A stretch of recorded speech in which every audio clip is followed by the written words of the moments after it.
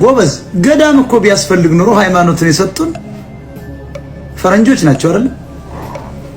ሸራርጉስ አንድ ጊዜ ገዳም ቢያስፈልግ ኖሮ እኮ ሃይማኖቱን የመሰረቱልን ግብጾች ለምን ገዳም የላቸው? ግብጽ ለምን ገዳም የላት? ለምን ቤተክርስቲያንስ ግብጽ አታስፋፋ? ከሁሉም ብሔሮች ደግሞ ሳይነቃ ይሄን ቡትቷም ተሸክሞ የቀጠለው አማራ ነው። መለኩሴ እያሉ ትላልቅ ቦታ ከልለው ቁጭ ማለታቸው አንድም ለዚያች ሀገር አልጠቀሙ። አንድም ዳቦ ከሰማይ አልወረደም። ጦርነቱ አልቆመም። ስለዚህ ገዳማት አያስፈልጉ።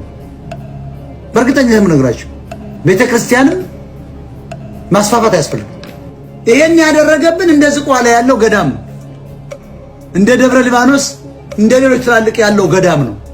ዙሪያውን ታጥሮ በአካባቢው እንኳን ጅራፍ እንዳይጮህ ይከለክላል። ቤተክርስቲያን 250 ሺህ በላይ ኢትዮጵያ ኦርቶዶክስ አላት።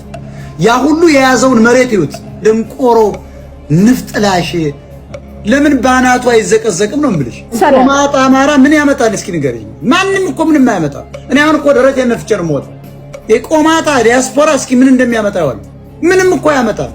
የቆማጣ ልጅ ገበሬውን ጠጋ ብለሽ ብታዩ እኮ ምን አይነት መርዘኛ መሰለሽ። አይሰማሽም እኮ ገልቱ እኮ በቃ በዚህ ስትዩ ይሄ አይደለም ይሄ ነው፣ ኧረ በዚህ ነው እባክህ አይደለም ይሄ ደግና ማህይም ቆሻሻ መግላም። ይሄ እኮ ልክፍታም አማራ ምንለው ይሄ ውዳቂ ኢትዮጵያዊ ቆሽታም ይሄ እኮ ቆሻሻ ነው። ተረፈ ህዝብ እኮ ለምን ባናቱ አይዘቀዝቁት?